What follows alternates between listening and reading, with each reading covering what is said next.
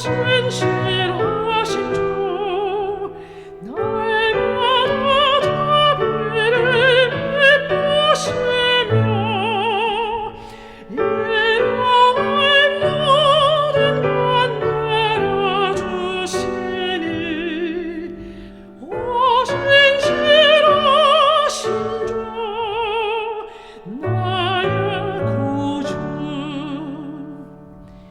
봄철과 또 여름 가을과 겨울 해와 달 별들도 다 주의 것 만물을 하늘로 드러낸 증거 신실한 주 사랑 나타내네 오 신실하신 주 오 신실하신 주 날마다 자비를 베푸시며 일용할 모든 것 내려주시니 오 신실하신 주 나의 구주 내 죄를 사하게 하시며 주 친히 오셔서 인도하네 오늘의 힘들고 내일의 소망 주 안에 만복을 내리시네 오 신실하신 주 오 신실하신 주 날마다 자비를 베푸시며 일용할 모든 것 내려주시니 오 신실하신 주 나의 구주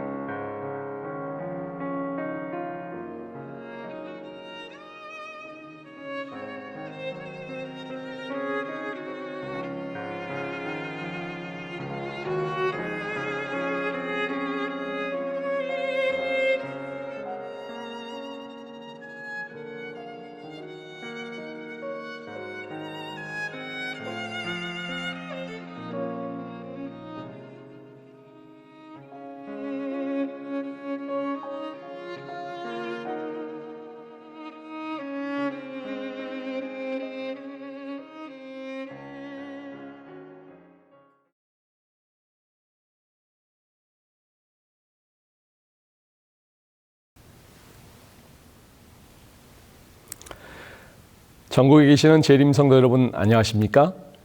천국을 연습하는 교회 오늘은 나는 포도나무요 내 아버지는 농부라는 제목으로 말씀을 함께 나누도록 하겠습니다. 성경 말씀 요한복음 15장 1절로 2절 말씀입니다.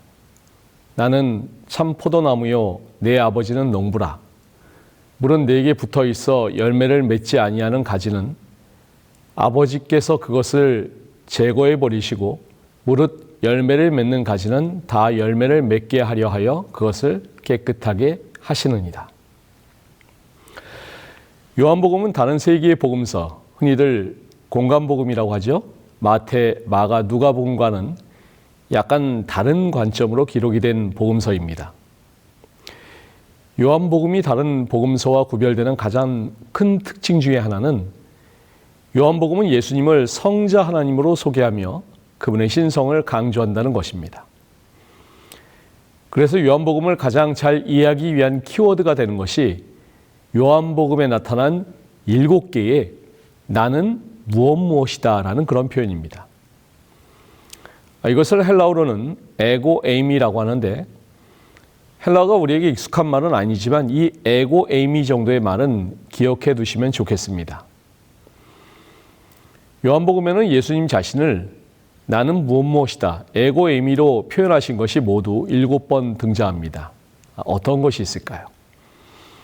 요한복음 6장 35절에 내가 곧 생명의 떡이다. 또한 요한복음 8장 12절에 나는 세상의 빛이다. 또한 10장 7절에 나는 양의 문이다. 10장 11절에 나는 선한 목자다. 또 11장 25절에 나는 부활이요 생명이다. 14장 6절에 내가 곧 길이요 진리요 생명이다. 그리고 오늘 본문에 있는 15장 1절에 나는 참 포도나무이다. 이 에고 에이미는 단순히 나는 무엇이다 라는 그런 주어와 동사가 아닙니다. 이 말에는 매우 깊은 영적인 의미가 담겨 있습니다. 이것을 알았던 기원전 3세기의 유대인 율법 학자들이 있었습니다. 이들 72명의 유대인 율법 학자들이 알렉산드리아에서 히브리어로 된 구약 성경을 헬라어로 번역을 했습니다. 이 번역 성경이 오늘날 70인역이라고 불리는 성경입니다. 출애굽기 3장 14절에 하나님이 모세에게 이르시되 나는 스스로 있는 자이니라. 이 출애굽기 3장 14절에서 모세에게 나타나신 하나님께서 나는 스스로 있는 자라고 말씀하셨는데 이 스스로 있는 자를 야훼라고 하는데 이 하나님의 이름을 이들이 에고 에이미로 번역을 하였습니다. 이런 의미에서 우리는 예수님이 말씀하신 에고 에이미의 이런 뜻이 내포되어 있음을 알 수 있습니다. 그것은 하나님께서 당신이 누구이신지를 묻는 모세에게 야훼, 스스로 있는 자라고 설명하신 것처럼 예수님도 세상을 향해 당신이 야훼, 스스로 있는 자라는 사실을 드러내신 것입니다. 자, 그런데 요한복음에 나타난 다른 6개의 에고 에이미와 15장의 에고 에이미는 다른 점이 하나가 있습니다. 그것은 다른 앞선 6개의 에고 에이미는 예수님과 제자들과의 관계성 속에서 주님이 누구이신지를 밝히신 반면에 나는 참 포도나무요 내 아버지는 농부라는 15장의 에고 에이미는 제자들과의 관계성뿐만 아니라 우리 주님이 하나님과의 관계성 속에서 주님이 누구이신지를 밝히신 것이라는 사실입니다. 주님은 당신이 누구인지를 밝히시고 이어서 하나님이 어떤 분인지를 설명하셨습니다. 다시 말해서 참 포도나무이신 주님과 하나님은 어떤 관계이신지를 밝히신 것입니다. 자, 그런데 왜 하고 많은 비유의 대상 중에서 포도나무를 들어서 설명을 하셨을까요? 시편 80편 8절 말씀에 보시면은 주께서 한 포도나무를 애굽에서 가져다가 민족들을 쫓아내시고 그것을 심으셨나이다. 430년 만에 출애굽해서 가나안에 정착한 이스라엘을 시편 기자는 포도나무로 비유하고 있습니다. 이러한 전통은 성전 건축에도 반영이 되었습니다. 성전 입구에는 가장 정교한 예술가들의 손으로 만든 금, 은으로 된 포도나무가 있었습니다. 그 나무에 달린 무성한 잎사귀와 큰 포도송이들은 번성하는 포도나무 같은 이스라엘을 대표했습니다. 그래서 전통적으로 이스라엘 민족과 나라를 상징하는 식물은 포도나무였습니다. 유대인들이 스스로 그렇게 여겼을 뿐만 아니라 하나님께서도 이스라엘을 포도나무라고 표현하셨습니다. 이사야 5장 2절에 보시면은 땅을 파서 돌을 제하고 극상품 포도나무를 심었도다. 그 중에 망대를 세웠고 또 그 안에 술틀을 팠도다. 좋은 포도 맺기를 바랐더니 들포도를 맺었도다. 하나님은 이스라엘을 가리켜 포도도 그냥 포도가 아니라 어떤 포도요? 극상품 포도나무를 심으셨다는 것입니다. 하지만 이런 극상품 포도나무가 들포도가 되었다는 것은 이스라엘이 하나님의 은혜를 저버리고 배교의 길을 걸었다는 말씀입니다. 이렇게 들포도의 길을 걸어왔던 이스라엘의 배교의 역사를 돌이키시기 위해서 이 땅에 오신 우리 주님께서는 당신께서 참 포도나무로서 다시금 믿는 백성들이 참 포도나무의 열매가 되기를 원하셨습니다. 그리고 이 땅에서 공생애 하시면서 참으로 아름다운 극상품 포도나무의 삶을 보여주셨습니다. 주님은 참 포도나무로서 살 수 있었던 비결에 대해서도 말씀해 주셨습니다. 나는 참 포도나무요. 내 아버지는 농부라. 예수님이 참 포도나무로서 살아가실 수 있었던 비결은 바로 농부이신 하나님께 전적으로 의지하셨기 때문이라는 사실입니다. 우아한 종려나무나 높이 자란 백향목이나 강한 참나무를 선택하는 대신에 예수께서는 덩굴이 매달려 있는 포도나무를 자신을 나타내시는 데 쓰신다. 종려나무, 백향목, 참나무는 홀로 서 있다. 이 나무들은 아무런 지주도 필요 없다. 그러나 포도나무는 시렁을 감고 하늘을 향하여 올라간다. 그와 같이 인성을 쓰신 그리스도는 거룩한 능력에 의지하셨다. 내가 아무것도 스스로 할 수 없노라고 그리스도께서는 선언하셨다.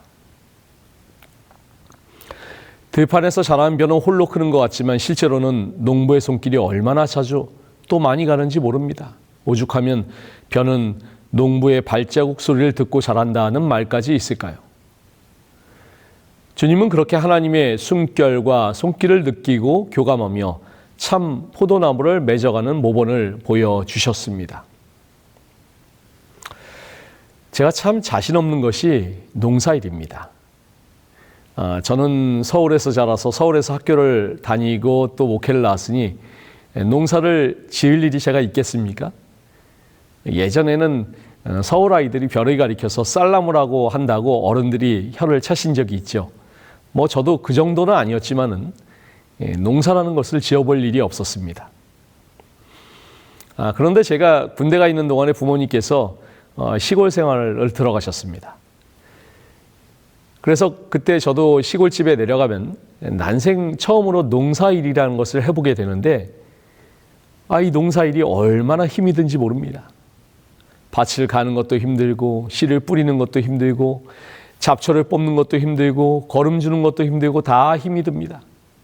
그래서 얼마 되지도 않는 그 농사일 해보고서 느낀 것이 정말 농사 짓는 분들은 대단한 분들이시다라는 사실을 깨닫게 되었습니다. 농부는 자신의 농작물을 위해서 얼마나 많은 수고와 노력을 아끼지 않을까요? 포도나무를 책임지는 농부 역시 마찬가지입니다. 포도나무가 자라서 열매를 맺기까지 농부의 손은 잠시도 쉴 틈이 없습니다. 그렇다면 우리는 여기서 왜 예수님께서 이 성만찬과 세종예식 이후에 자리를 옮기시면서까지 나는 참 포도나무여 내 아버지는 농부라는 말씀을 하셨는지 그 이유를 가늠해 볼 수 있습니다. 주님이 이 말씀을 하셨을 때는 십자가의 고난 하루 전이었습니다. 가룟 유다에게 배반당하시고 제자들에게 배신을 당하실 것을 아시고 제자들에게 경고하셨지만 그래도 인간적인 비애와 섭섭함이 잠시 있었을지도 모르겠습니다.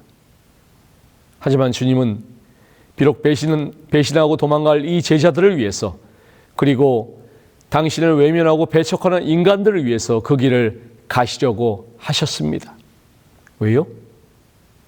농부 되시는 하나님께서 포도나무이신 예수님을 책임져 주실 것이기 때문입니다. 오늘 우리의 삶도 고난이 보이지만은 그 속에서 하나님을 바라보며 소명의 길을 걷고 계십니까? 농부 되시는 하나님께 의지하며 하나님께서 나를 참 포도나무의 열매로 인도해 주실 것을 믿음으로 바라보며 믿음의 길을 걸어가고 있는지 우리 스스로를 살펴보았으면 좋겠습니다. 물은 4개 붙어 있어 열매를 맺지 아니하는 가지는 아버지께서 그것을 제거해 버리시고. 자, 여기 2절 말씀을 자세히 한번 보시기 바랍니다. 뭔가 이상하지 않나요? 열매를 맺지 아니하는 가지를 제거해 버린다면 그나마 이해할 수 있는데, 그 가지가 어떤 가지입니까? 4개 붙어 있어. 아무리 열매를 맺지 못해도 그렇지, 이 가지가 어떤 가지예요? 주님께 붙어 있는 가지입니다. 그런데 주님은 그런 가지를 아버지께서 제거해 버리시겠다고 말씀하십니다. 열매라는 것이 여러 가지 의미가 있겠죠. 그것이 영혼이든 내가 수고하고 헌신하는 사역의 결과물이든, 그런데 1절에서는 우리의 모든 것을 책임져 주신다던 하나님께서 영혼 한 명 구원하지 못하고 교회 일도 열심히 못하고 그러면은 싹 다 잘라버리겠다고 말씀하시는 것, 그런 거 아닙니까? 그러면 우리의 피난처가 되시고 버팀목이 되어 주신다던 하늘 아버지는 결국 우리가 보여주는 성과를 보고서 판단하셔서 성과가 있는 자녀들은 챙기시고 딱히 별 성과가 없는 그런 자녀들은 싹 다 잘라버린다는 그런 말씀일까요? 4절 5절 말씀입니다. 내 안에 거하라. 나도 너희 안에 거하리라. 가지가 포도나무에 붙어있지 아니하면 스스로 열매를 맺을 수 없음 같이 너희도 내 안에 있지 아니하면 그러하리라. 나는 포도나무요 너희는 가지라. 그가 내 안에 내가 그 안에 거하면 사람이 열매를 많이 맺나니 나를 떠나서는 너희가 아무것도 할 수 없습니다. 자, 사실 이 2절의 말씀은 이 뒤에 나오는 4절, 5절의 말씀과 비교해 보면 앞뒤가 맞지 않습니다. 예수님께서도 가지는 스스로 열매를 맺을 수가 없기 때문에 당신께 붙어 있기만 하면 열매를 많이 맺는다고 분명하게 말씀하셨습니다. 그렇다면 2절에서 이 가지는 열매를 맺지 못하고 있습니다. 하지만 분명히 포도나무에 붙어 있는 가지입니다. 그렇다면 이것은 누구의 잘못이며 누구의 책임일까요? 2절의 말씀을 우리는 어떻게 이해를 해야 될까요? 제가 아까 농사를 지어본 적이 거의 없다고 말씀을 드렸는데, 난생 처음 농사, 사실은 농사도 아닙니다. 농사 맛배기라는 것을 처음 해본 것이 신학과에 들어가면 노작교육이라는 것을 합니다. 옛날에는 삼육대학교 길 건너 지금 그 주유소 있는 자리에 논도 있고 밭도 있었습니다. 거기 노작 시간에 논에서 모내기도 하고 또 넓은 포도밭이 있었는데 포도밭에서 밭일을 했던 기억이 있습니다. 지금도 생각이 나는데 포도밭에서 노작을 하는데 포도나무는 아시는 것처럼 넝쿨처럼 되어 있습니다. 그래서 이 파이프로 지지를 해줘야 돼요. 그런데 이게 자라면서 점점 가지가 커지면서 자꾸 처집니다. 어떤 경우는 너무 많이 자라서 가지가 이 땅바닥까지 내려와 있는 그런 경우도 있습니다. 그런데 그렇게 포도나무 가지가 땅바닥에 붙어서 계속 있으면은 더 이상 자랄 수도 없고, 무엇보다도 포도나무 열매를 맺는데 심각한 어려움이 생기게 되는 것입니다. 그 가지에서 열매는 안 나오고 오히려 새로운 뿌리도 나올 수가 있는 것입니다. 그래서 너무 자라서 땅바닥까지 닿은 가지는 어떻게 해야 돼요? 일으켜 세워줘야 됩니다. 그걸 일으켜 세워서 다시 파이프에 지지를 해줘야 되는데 이게 얼마나 무겁고 힘이 든지 모릅니다. 그래서 친구들과 함께 낑낑거리면서 포도나무 가지를 다시 세워서 파이프에 묶어주고 지지를 해줬던 그런 기억이 있는데, 이 말씀을 보다 보니까 그 노작 시간이 생각이 납니다. 내게 붙어 있어 열매를 맺지 아니하는 가지는 아버지께서 제거해 버리시고, 여기 2절에 제거하다라는 말의 헬라어 원어를 살펴보면 아이로라는 단어를 사용했는데, 이 말의 원뜻은 들어 올려주다라는 의미를 가지고 있습니다. 마태복음 16장 24절에 이에 예수께서 제자들에게 이르시되 누구든지 나를 따라오려거든 자기를 부인하고 자기 십자가를 지고 나를 따를 것이니라. 이 유명한 예수님의 말씀 가운데 자기 십자가를 지고에서 지다라는 단어가 바로 아이로입니다. 십자가를 지다, 십자가를 들어 올리다라는 그런 말입니다. 요한복음 5장 8절에서 주님께서 베데스다 연못에 38년 된 병자에게 일어나 내 자리를 들고 집으로 걸어가라 라고 하셨을 때 들고라는 단어가 또한 아이로입니다. 그렇다면 이 아이로라는 단어를 제거하다가 아닌 들어 올리다라는 말로 바꿔서 15장 2절 말씀을 다시 읽어 보겠습니다. 무릇 내게 붙어 있어 열매를 맺지 아니하는 가지는 아버지께서 그것을 들어 올리시고. 아버지의 백성으로 살아가지만 연약함으로 살아가는 백성들이 있습니다. 어떠한 이유로 열매를 맺지 못하는 백성들이 있습니다. 영혼을 인도해 본 적도 없고 하나님께 내 마음에 흡족할 만큼 헌신해 본 적도 없고 교회의 중요한 직임을 맡아본 적도 없고, 그래서 나는 하나님 보시기에 너무나 부족한 사람이구나. 나같이 열매 맺지 못하고 헌신하지 못하는 사람도 하나님께서 기뻐하실까 생각하는 하나님의 자녀들이 있을 수가 있습니다. 그런 자녀들을 농부 되시는 하나님께서 어떻게 하신다고요? 한글 성경처럼 제거하고 잘라버리신다고요? 아니요. 그렇지 않습니다. 우리의 신실하신 아버지께서는 그런 하나님의 자녀들을 들어 올려주신다고요. 포도나무의 원래 속성은 넝쿨입니다. 넝쿨은 의지할 것이 없으면 자꾸만 내려갑니다. 스스로 올라갈 수가 없습니다. 뭔가의 지지대로 지지를 해 주어야지 그것을 타고서 열매를 맺을 수가 있습니다. 농부 되시는 우리 아버지 하나님께서 오히려 아이로 들어 올려주십니다. 무릇 열매를 맺는 가지는 더 열매를 맺게 하려 하여 그것을 깨끗하게 하시느니라. 여기서 열매를 맺는 가지는 어떤 가지일까요? 잘 들여 올려진 가지입니다. 이 가지는 잎도 모성하고 모성한 잎 사이에 몇 개의 포도송이도 지니고 있습니다. 자, 그런데 이러한 가지에 대해 농부는 깨끗하게 합니다. 자, 이것은 정말 잘라낸다는 말입니다. 불필요한 격가지, 장가지를 제거하는 가지치기를 하는 것입니다. 사과를 키우는 농장에 가보면은 적과 혹은 열매 속기라고도 하는 과정을 거친다고 합니다. 이 사과가 아직 다 자라지 않고 엄지손가락만 할 때 보면은 한 가지의 사과가 여러 개 달려 있습니다. 그러면 농부는 그 중에 가장 큰 열매만 남겨두고 나머지는 가위로 다 잘라버립니다. 그 이유는 한 가지의 열매가 너무 많으면은 나무의 영양분이 나누어져서 상품 가치로는 별로 좋지 않은 고만고만한 사과 열매만 맺히기 때문입니다. 그래서 나무의 영양분을 잘 자랄 수 있는 사과에 갈 수 있도록 나머지 과일을 속는 작업을 하는 것입니다. 그것을 적과라고 한다고 합니다. 포도나무를 심는 목적은 단 한 가지, 풍성한 포도를 수확하는 것입니다.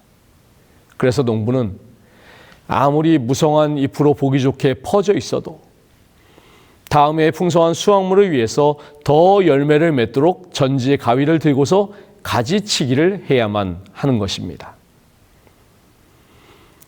그러고 보면 가지치기는 무엇을 의미할까요?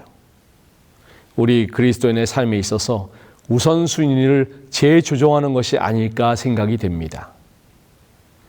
삶의 목적을 재조정하고 더 중요한 것과 덜 중요한 것을 재정립하는 것입니다. 하나님께서는 더 많이 열매 맺는 가지가 되도록 만드시기 위해서 우리 생에 가지치기를 하십니다. 그분께서는 그분의 일꾼들을 모든 이기심으로부터 정결케 하고 바람직하지 못한 물체를 휘감을 가지들을 잘라버리고 포도나무를 전정함으로 열매를 맺게 하실 것이다. 하나님께서는 그리스도의 동역자들의 생에 있는 모든 것을 성장하고 결실케 하는 그분의 큰 목적에 도움이 되게 하실 것이다.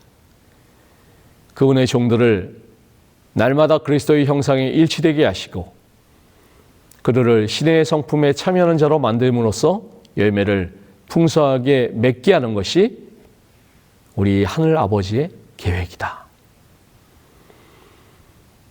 농부 되시는 하나님은 우리 삶의 가지를 잡으십니다. 때로는 내가 정말 중요하다고 생각했지만 하나님 보시기에는 내가 하늘에 가는 길에 중요치 않다고 여기시는 것들은 잘라버리십니다. 가지치기 하십니다. 그것은 내가 더 많은 열매를 맺도록 하기 위한 하나님의 사랑입니다. 우리는 포도송이 조금 내는 것으로 만족한 삶을 살아왔을지 모르지만 우리 아버지는 겨우 그 정도에 만족하지 않으십니다. 더 풍성하고 더 많은 열매를 맺을 수 있는데 우리가 스스로 이 자리에 만족하고 현재에 만족해서 머물러 있어서는 안 될 것입니다. 오늘 이 비유는 우리의 신앙생활을 잘 보여줍니다. 겉으로 보면 매주 교회 다니고 열심히 봉사하고 남보다 열심히 교회 생활하는 것처럼 보일 수 있고 그래서 육안으로 보면 여전히 살아있는 가지처럼 보일 수가 있습니다. 그러나 그 속은 이미 말라 죽어버린 가지처럼 신앙의 매너리즘에 빠져서 영혼의 생명이 점차 말라갈 수가 있습니다. 우리는 이러한 상황에 이르지 않도록 각별히 주의해야 됩니다.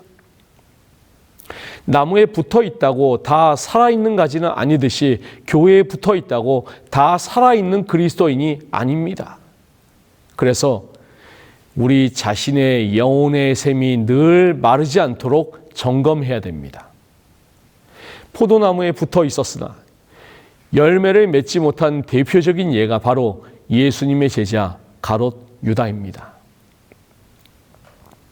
그는 오랜 세월 동안 참 포도나무이신 예수님께 붙어 살았습니다. 많은 사람들은 유다를 통해서 아름다운 열매를 기대했습니다.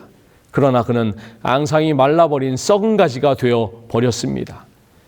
결국 이 가롯 유다라는 가지는 참 포도나무에서 제함을 받게 되었습니다. 하지만 반대로 과실을 맺는 가지는 더 많은 과실을 맺게 하려고 아까 말씀을 드린 것처럼 깨끗하게 하십니다. 다른 쓸모없는 가지를 다 잘라내는 가지치기를 합니다. 이렇게 해서 많은 열매를 맺은 대표적인 가지가 바로 사도 바울입니다. 바울이 처음부터 많은 열매를 맺은 사람은 아니었습니다. 그의 첫 열매는 매우 더디게 맺어졌습니다. 그러나 그가 열매를 맺기 시작하자 하나님께서 그에게 많은 영적 양분을 공급해 주시었습니다. 그로부터 얼마나 많은 열매가 맺었는지 소아시아와 로마 지역에 그의 영향력이 미치지 않은 곳이 없었습니다. 많은 사람들이 바울을 통해서 예수님을 알게 되었고 주님을 믿게 되었습니다. 수많은 열매를 맺었습니다. 얼마 전에 돌아가신 팀 켈러 목사님의 저서 중에서 내가 만든 신이라는 유명한 책이 있습니다. 거기에 이런 이야기가 나옵니다. 애나라는 여성이 있었는데 독신일 때부터 간절히 자녀를 갖고 싶어 했습니다. 애나는 자녀를 낳아 훌륭한 아이로 키워서 행복을 누리고 싶었고 결국 소원대로 늦은 나이에 결혼해서 두 아이들을 낳았습니다. 하지만 자기가 원했던 꿈을 이루지는 못했습니다. 자녀에게 완벽한 삶을 살게 해주고자 하는 그 의욕이 너무 지나쳐서 정작 행복을 제대로 누릴 수가 없었습니다. 너무 지나친 과잉보호가 문제였습니다. 자녀의 삶을 자기가 시시콜콜 다 통제하려는 욕구가 에나의 가정을 불행으로 몰아넣었습니다. 에나의 큰아이는 학교 생활에 적응을 잘하지 못하며 심각한 정서적 문제를 보였고, 둘째 아이는 늘 분노를 보였습니다. 자녀에게 완벽한 삶을 주고자 했던 에나의 욕심이 오히려 자녀를 망친 것입니다. 마음속에 자신의 간절한 소원을 이루는 것이 오히려 인생의 독이 되었습니다. 자녀가 완벽한 삶을 누리도록 하는 열매를 꿈꿨지만은 결국 그 열매가 맺혀지지 않았습니다. 이유가 무엇 때문이었을까요? 팀 켈러 목사님이 이야기합니다. 그녀는 자기가 아이들을 너무 많이 사랑했다고 생각했지만 사실은 자녀와의 관계 속에서 하나님을 너무 적게 사랑했다는 것입니다. 그것이 문제였습니다. 그 결과 자기의 우상이 되어버린 두 자녀는 엄마의 지나친 기대에 짓눌려 망가지고 말았습니다. 우리의 삶에서 어떤 성공의 열매를 위해서 우리는 오늘도 부지런히 살아가고 있습니다. 하지만 그 열매를 쫓아가다가 하나님을 너무 적게 사랑하는 실수를 우리는 범하고 있지는 않은지요. 하나님을 더 많이 사랑하게 되시기를 간절히 바랍니다. 그러면 하나님께서 우리를 아이로 들어 올려주실 것입니다. 우리를 들어 올려주실 때 우리는 우리의 기대보다 더 풍성하고 더 아름다운 열매를 맺을 수가 있을 것입니다. 포도나무이신 우리 주님을 떠나서 우리는 아무런 열매도 맺을 수가 없습니다. 가지는 나무를 떠나서는 영양분을 공급받을 수가 없습니다. 마찬가지로 참 포도나무이신 예수님 안에 거할 때 우리는 비로소 하루하루 살아갈 수 있으며 그 힘으로 열매를 맺게 되는 것입니다. 아무쪼록 우리 모든 사랑하는 성도님들이 우리 주님께 연결이 되어서 아름다운 열매를 맺을 수 있는 튼실한 가지가 되시기를 간절히 바라면서 말씀을 마치겠습니다.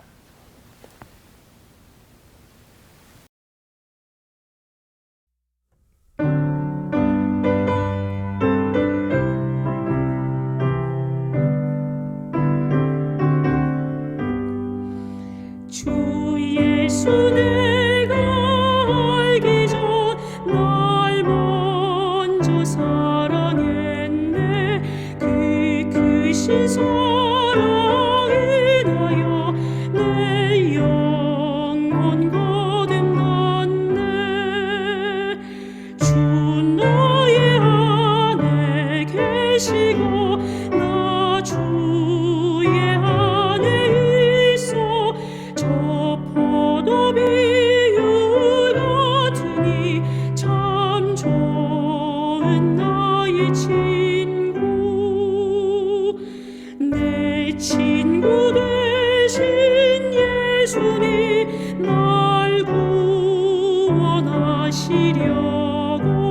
그 귀한 몸을 버리사 내 죄를 대속했네. 내 주를 항상 믿으며 그 손을 의지하고 내 몸과 마음을 바쳐서 끝까지 충성하리. 내 진실하신 친구여 그 은혜 내려주사 날 항상 보호하시고 내 방패 되옵소서. 그 풍성하신 사랑을 능히 끊으소냐. 날 구원하신 예수는 참 좋은 나의 친구.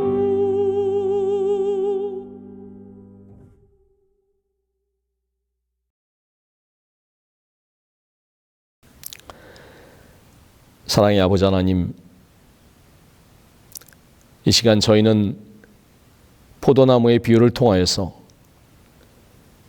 풍성한 열매를 맺기 위하여 수고로 일하시는 아버지 하나님을 생각합니다.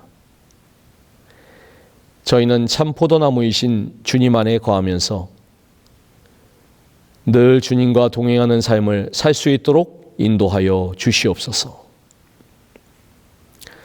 세상 다른 열매를 추구함으로 말미암아 하나님을 덜 사랑하는 어리석은 자가 되지 않도록 하시고, 우리를 들어 올려 주시는 하나님을 힘입어서 그리고 주님과 동행함으로 풍성한 열매를 드릴 수 있는 주의 백성들 될 수 있도록 인도하여 주시옵시기를 예수 그리스도 이름으로 간절히 기도드리옵나이다.